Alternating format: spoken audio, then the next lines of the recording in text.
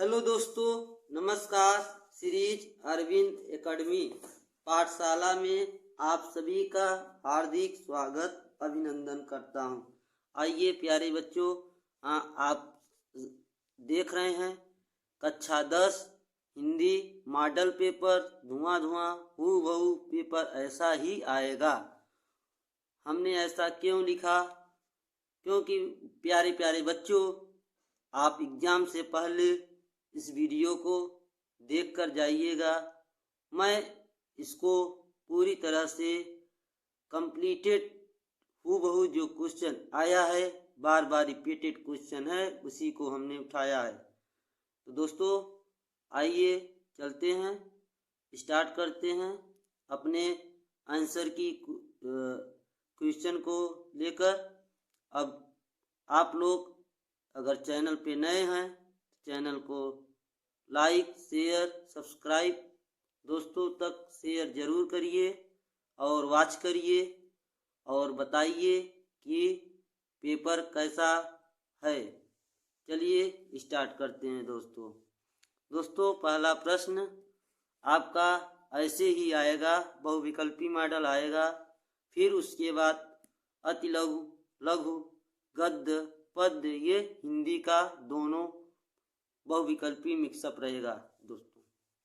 चलिए देखते हैं दोस्तों। क्वेश्चन है पहला, बालकृष्ण भट्ट द्वारा संपादित पत्रिका है। बालकृष्ण भट्ट द्वारा संपादित पत्रिका है दोस्तों। ऐसे ही पेपर आएगा। हमने इम्पोर्टेंट रिपीटेड क्वेश्चन को उठाया है दोस्तों। आप जरूर देख के जाइएगा, फिर पेपर करके आइएगा तो बताइएगा दोस्तों। देखिए इसका बालकृष्ण भट्ट द्वारा संपादित पत्रिका है दोस्तों। ऑप्शन में रहेगा आपका हिंदी प्रदीप, हिंदू, माधुरी, प्रभा। तो इसका हिंदी प्रदीप दोस्तों, ऑप्शन ए हिंदी प्रदीप, बालकृष्ण भट्ट द्वारा संपादित पत्रिका हिंदी प्रदीप है। अब आइए दोस्तों दूसरा क्वेश्चन पे। दूसरे पे क्या है दोस्तों? आप देखिए ब्राह्मण पत्र के संपादक हैं। ब्राह्मण पत्र के संपादक हैं। देखिए बालकृष्ण भट्ट, दो क्वेश्चन बना। ब्राह्मण पत्र के संपादक हैं, ब्राह्मण पत्र के संपादक हैं। इसका ऑप्शन देखिए बालकृष्ण भट्ट पहला, दूसरा ऑप्शन राधा चरण गोस्वामी, तीसरा ऑप्शन है प्रताप नारायण मिश्र, चौथा ऑप्शन है पंडित लल्लूलाल। ब्राह्मण पत्र के संपादक हैं प्रताप नारायण मिश्र। दोस्तों आप हमने चुनिंदा क्वेश्चन को रखा हुआ है, आप जरूर देखिए और बताइए कि कैसा रहा क्वेश्चन। अब देखिए अगला क्वेश्चन है, गेहूं और गुलाब की रचना विधा है। गेहूं और गुलाब की रचना विधा है। कौन सी रचना विधा है? क नंबर है निबंध, ख नंबर है संस्मरण, ग नंबर है डायरी, घ नंबर है आत्मकथा। तो दोस्तों इसका गेहूं और गुलाब की रचना विधा है निबंध। दोस्तों इम्पोर्टेंट हूबहू ऐसा ही पेपर आपका छपेगा दोस्तों। अब देखिए क्वेश्चन अगला है, आवारा मसीहा शरत चंद की जीवनी के रचयिता कौन है? आवारा मसीहा शरत चंद की जीवनी के रचयिता कौन है? क ऑप्शन है राम बिच्छ बेनीपुरी, ख ऑप्शन है राघव रांगे राघव, ग ऑप्शन है विष्णु प्रभाकर, घ ऑप्शन है राहुल साकृत्यायन। आपका है दोस्तों ये विष्णु प्रभाकर। आवारा मसीहा के शरत चंद की जीवनी के रचयिता कौन है? विष्णु प्रभाकर। ऐसे ही दोस्तों सारे इम्पोर्टेंट क्वेश्चन को हमने लिया है दोस्तों, पढ़ के जरूर जाइएगा पूरा। अब देखिए अगला क्वेश्चन है, शुक्लोत्तर युग यानी छायावादोत्तर युग, शुक्लोत्तर युग यानी छायावादोत्तर युग के काल अवधि मानी जाती है। शुक्लोत्तर युग और छायावादोत्तर युग की काला अवधि मानी जाती है। ऐसे ही आपका ऑप्शन दिया रहेगा क 1900 से 1922 ईस्वी, ख 1919 1938 ईस्वी ग, 1938 1947 ईस्वी घ, 1947 से अब तक। तो दोस्तों ऐसे ही ऑप्शन दिया रहेगा, आप पूरी जोश दमखम के साथ करके आइएगा। इसका ऑप्शन होगा 1919 से 1938 ईस्वी तक। चलिए दोस्तों अगले टॉपिक की तरफ चलते हैं। अब हमने अपने से ही यह क्वेश्चन को उठाया है और बनाया है, आप पढ़ के जरूर जाइए दोस्तों, और दोस्तों तक शेयर करिए कि यह आपके लिए वीडियो बहुत ही हेल्पफुल है। दोस्तों चलिए अब आगे करते हैं। आंसू की अगला क्वेश्चन है, आंसू की रचना किस कवि ने की? आंसू की रचना किस कवि ने की? ऑप्शन है क बिहारी, ख नरपतनार, ग जयशंकर प्रसाद, ख अज्ञे। आंसू की रचना किस कवि ने की? जयशंकर प्रसाद, ग ऑप्शन है दोस्तों। अब अगला क्वेश्चन चलते हैं, प्रयोगवाद के प्रवर्तक हैं। क ऑप्शन निराला, ख अज्ञे जगन्नाथ दास, घ मैथिली शरण गुप्त। तो दोस्तों आपका ये है ख ऑप्शन, प्रयोगवाद के अप्रवर्तक अज्ञेय जी हैं। अब दोस्तों देखिए क्वेश्चन अगला है, अशोक के फूल। अशोक के फूल के रचनाकार हैं। आपका ऑप्शन ऐसे दिया रहेगा दोस्तों, आप जल्दी से देखिए, ऑप्शन आप देखते ही पलक झपकते ही टिक लगा दीजिए तुरंत दोस्तों। दोस्तों देखिए ऑप्शन का क्या है, परीक्षा गुरु, ख क्या है मोहन राकेश, ग क्या है हजारी प्रसाद द्विवेदी, घ क्या है कुबेर नाथ राय। तो दोस्तों अशोक के फूल के रचनाकार हजारी प्रसाद द्विवेदी जी हैं।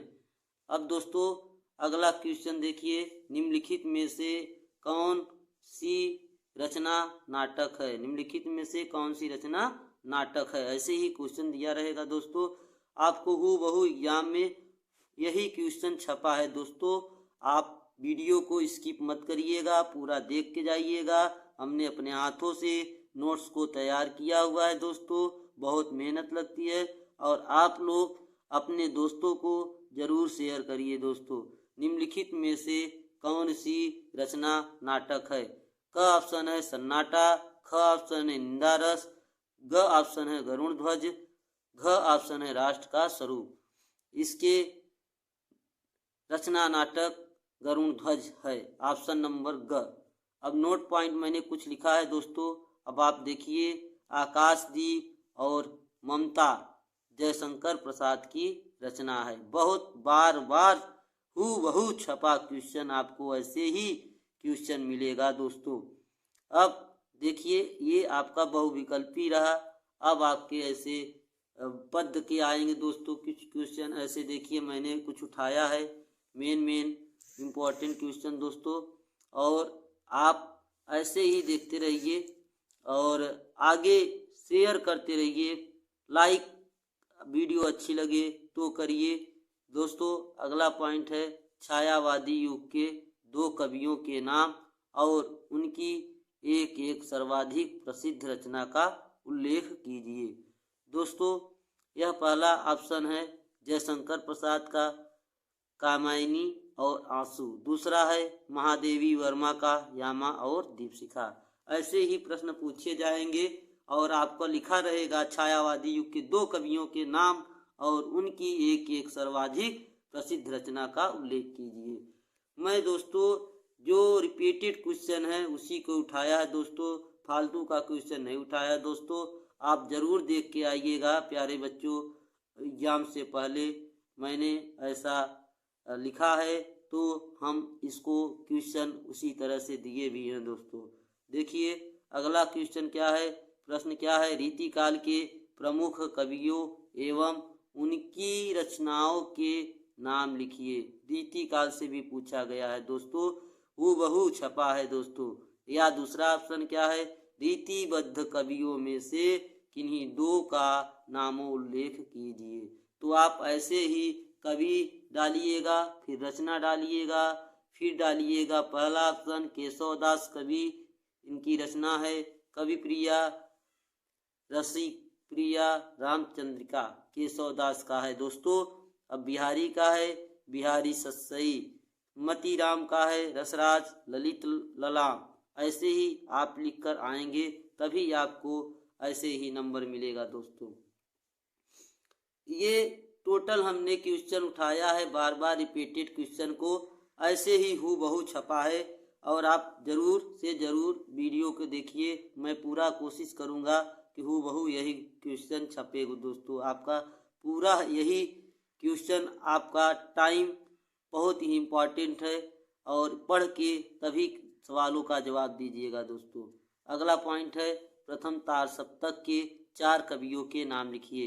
प्रथम तार सप्तक के 4 कवियों के नाम लिखिए। तो दोस्तों ऐसे लिखिए, पहले प्रथम तार, मैं तो एक नोट पॉइंट में बता दे रहा हूँ। प्रथम तार सप्तक का प्रकाशन सन 1943 ईस्वी में हुआ। इसके संपादक सच्चिदानंद हीरानंद वात्स्यायन अज्ञे। इनका पूरा नाम भी पूछ लिया जाता है दोस्तों कि अज्ञे जी का पूरा नाम क्या है। ऑप्शन दिया रहेगा, आप जानते रहिए, पूरा इम्पोर्टेंट है दोस्तों। सच्चिदानंद हीरानंद वात्स्यायन अज्ञे थे। इसमें जिन 7 कवियों की रचनाएं संकलित थी उनके नाम इस प्रकार हैं। तार सप्तक के कवियों के रचनाओं के नाम इस प्रकार हैं। कौन कौन से? पहला है सच्चिदानंद हीरानंद वात्स्यायन अज्ञे, दूसरा है गजानन माधव मुक्ति बोध, तीसरा है भारत भूषण, चौथा है प्रभाकर माचवे, पांचवा है नेमित चंद्र जैन, छठवां है गिरिजा कुमार माथुर, सातवां है राम विलास। ऐसे ही दोस्तों आपके तार सप्तक में आएंगे। जितना हमने क्वेश्चन दिया है आपको जरूर से जरूर पूरा वॉच करिएगा, देख के ही जाइएगा दोस्तों। अगला क्वेश्चन है निशान निमंत्रण के रचयिता हैं। हूबहू पूरा छपा हुआ है दोस्तों। निशान निमंत्रण के रचयिता हरिवंश राय बच्चन हैं। हरिवंश राय बच्चन जी का पूरा रचयिता रचना जो है इसके पूरा पढ़ के जाइएगा दोस्तों। हमने एक एक इम्पोर्टेंट क्वेश्चन को ही उठाया है। अब देखिए अगला क्वेश्चन है छायावाद के स्तंभ कहे जाने वाले कवियों में एकमात्र संकलित या सम्मिलित कवयित्री का नाम बताइए। तो दोस्तों आपने सुना ही है श्रीमती महादेवी वर्मा। छायावाद के स्तंभ कहे जाने वाले कवियों में एकमात्र सम्मिलित कवयित्री का नाम। क्वेश्चन जरूर पढ़िएगा, बिना पढ़े आंसर मत दीजिएगा, नहीं तो आपके लिए नंबर में घातक होगा। दोस्तों अगला टॉपिक चलते हैं। क्वेश्चन में प्रगतिवाद युग के किन्हीं 2 कवियों के नाम लिखकर उनकी एक साहित्यिक रचना का उल्लेख कीजिए। प्रगतिवाद युग के किन्हीं 2 कवियों के नाम लिखकर उनकी एक साहित्यिक रचना का उल्लेख कीजिए। दोस्तों ऐसे डालिए, पहले कवि फिर रचना। अब प्रगतिवाद पूछा है, प्रगतिवाद में कौन कौन से कवि आते हैं? सूर्यकांत त्रिपाठी निराला जी आते हैं, रामधारी सिंह दिनकर। तो सूर्यकांत त्रिपाठी निराला का रचना है अपरा। एक एक लिखना है। अब बस आप लोग ऐसे ही डालिएगा, हेडिंग से ही नंबर मिलता है दोस्तों।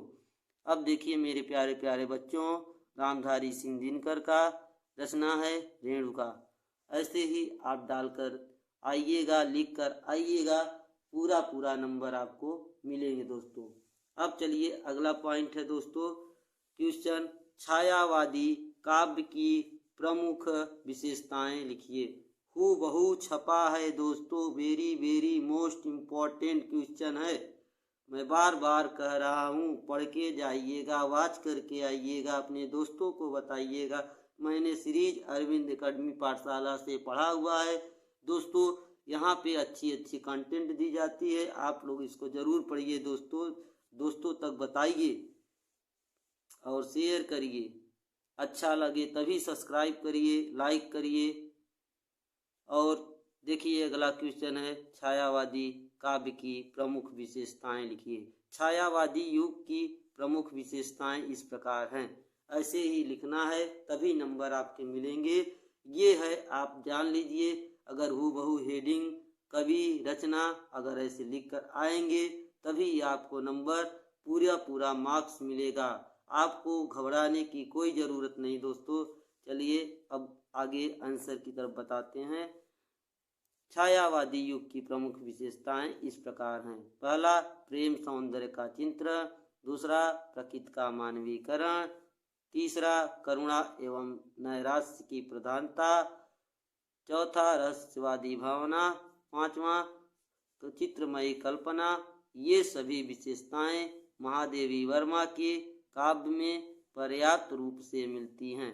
अब दोस्तों कुछ गद्यांश पर आधारित प्रश्न रहेंगे आपके क्वेश्चन पेपर में, उसको देखिएगा। रहेगा उसमें गद्यांश रहेगा, आपको पढ़कर आंसर देना है। क्वेश्चन रहेंगे गद्य, जैसे मान लीजिए मित्रता दे दिया, कुछ भी पाठ पर आधारित दे दिया, आपको उसको करने हैं। और एक दो कविता 4 लाइन लिखने के लिए रहेंगे आपके क्वेश्चन पेपर में। हमने महत्वपूर्ण टॉपिक बता दिया और कुछ संस्कृत से रहेंगे आपको आंसर लिखने के। चलिए मैं दिखा देता हूँ आपके जो इम्पोर्टेंट क्वेश्चन हैं, मैं बता दे रहा हूँ और आप ज़रूर से ज़रूर वॉच करके जाइए, नहीं तो आपके लिए बहुत ही जो है आपका ये वीडियो लाभदायक होगा। आप देख के जाइए। और देखिए एक सबसे अच्छा मित्रता का है। मित्रता में आप लोग ऐसे ही लिखिएगा। देखिए दोस्तों, मित्रता ये आपका कौन सा है, ये कुसंग का ज्वर। कुसंग का ज्वर सबसे भयानक होता है। कुसंग का ज्वर क्या होता है, सबसे भयानक होता है। दोस्तों बार बार हूबहू छपा है दोस्तों। ऐसा ही क्वेश्चन आपको पूरे इस चैनल पे सबसे पहली बार दोस्तों हम आपको दे रहे हैं। यही क्वेश्चन छपा है दोस्तों। कुसंग का ज्वर सबसे भयानक गद्य का है और आप ऐसे ही रहेगा दोस्तों। कुसंग का ज्वर सबसे भयानक होता है। यह केवल नीति और सद्वृत्ति का ही नहीं नाश नहीं करता, बल्कि बुद्धि का क्षय भी करता है। अंडरलाइन ऐसे दिया रहेगा दोस्तों, इसको पढ़कर आप जवाब देंगे। अब प्रश्न रहेगा, प्रस्तुत अवतरण का संदर्भ लिखिए, रेखांकित अंश की व्याख्या कीजिए, युवा पुरुष की संगति के बारे में क्या कहा गया। बहुत ही इम्पोर्टेंट है दोस्तों। आप ऐसे ही लिखिए, प्रस्तुत गद्यावतरण आचार्य रामचंद्र शुक्ल द्वारा लिखित हमारी पाठ्यपुस्तक हिंदी के गद्य में खंड में संकलित मित्रता नामक निबंध से अवतरित है। आपका 1 नंबर कहीं नहीं गया है दोस्तों। ऐसे ही लिख कर आइएगा। शुक्ल जी कहते हैं कि बुरी संगति के घातक बुखार के समान हानिकारक होती है। जिस तरह कोई व्यक्ति यदि अचानक ज्वर से ग्रसित हो तो वह ज्वर उसके शरीर और स्वास्थ्य को नष्ट कर देता है तथा कभी कभी प्राण भी ले लेता है, उसी प्रकार बुरी संगति हमारी नैतिकता, सदाचार, मन तथा बुद्धि को नष्ट कर देती है। दोस्तों ऐसे ही लिख कर आइएगा। अ ब स ऑप्शन। ये देखिए दोस्तों, हमने पूरा आपको दिखा दिया है इम्पोर्टेंट क्वेश्चन को, और आप लोग पढ़ के जरूर जाइएगा, इसको छोड़िएगा नहीं दोस्तों, नहीं तो ये आपकी क्वेश्चन को छूट जाएगा। अब देखिए एक इम्पोर्टेंट यह है, रोहतास दुर्ग। रोहतास दुर्ग ऐसे ही अंडरलाइन रहेगा और दिया रहेगा ममता। रोहतास दुर्ग ममता चैप्टर का नाम है, इसके लेखक हैं जयशंकर प्रसाद। दोस्तों ऐसे ही दिया रहेगा, आप पढ़ के इसको एकदम हेडिंग बाय हेडिंग जाइएगा दोस्तों। ऐसे रहेगा, प्रस्तुत अवतरण का संदर्भ गद्यांश दिया रहेगा, आपको उसको लिखना है। ऐसे प्रस्तुत गद्यावरण हमारी पाठ्यपुस्तक हिंदी के गद्य खंड में संकलित ममता नामक कहानी से उद्धृत है। इसके लेखक छायावादी युग के प्रवर्तक श्री जयशंकर प्रसाद जी हैं। दोस्तों ऐसे ही पूरा क्वेश्चन रहेंगे दोस्तों। देखिए कुछ वीडियो ब्लर कर रहा हो तो आप जो है उसको लाइट को स्क्रीन को लाइट में कर लीजिए, आपको पूरा दिखेगा दोस्तों। अब देखिए ममता, ये कुछ गद्य के हैं, हमने दिखा दिए और हाँ दोस्तों, एग्जाम से पहले आप पेपर को जरूर पढ़िएगा। पेपर पढ़ के ही तभी आप जवाब देंगे, नहीं तो आपका क्वेश्चन छूट जाएगा, आपके लिए दिक्कत होगा दोस्तों। ये देखिए बार बार हूबहू छपा क्वेश्चन है। जो तरुण संसार के जीवन संग्राम से, ये गद्य है, ऐसे ही रहेंगे आपको दोस्तों। ये देखिए हूबहू छपा दोस्तों, बार बार प्रस्तुत गद्यांश का संदर्भ लिखिए, रेखांकित अंश की व्याख्या कीजिए, तरुणों और वृद्धों में कौन सी समान दिखाई देती है। दोस्तों ऐसे ही क्वेश्चन मैं दिखा रहा हूँ, ये देख लीजिए आप आंसर इसका आंसर ये दोस्तों आप जरूर देखिए। और इसके लेखक हैं पद्मलाल पुन्नालाल बख्शी। ऐसे ही लिखिएगा, क्या करूं, क्या लिखूं, क्या याद करूं, इसके लेखक और पाठ ये ऐसे ही आप लिखकर आइएगा। देखिए दोस्तों मैंने इसको कुछ ये इस तरह से दिखाया है, ये देखिए ये वाला क्वेश्चन, ये वाला क्वेश्चन आपका हूबहू छपा ही है दोस्तों। ये जो तरुण संसार, ये वाला दोस्तों, ये वाला बार बार देख लीजिए। इसका वेरी वेरी मोस्ट इम्पॉर्टेंट दोस्तों। चलिए अब दोस्तों हमने बता दिया। धन्यवाद दोस्तों। आप लोग लाइक शेयर सब्सक्राइब चैनल को प्यार दीजिए।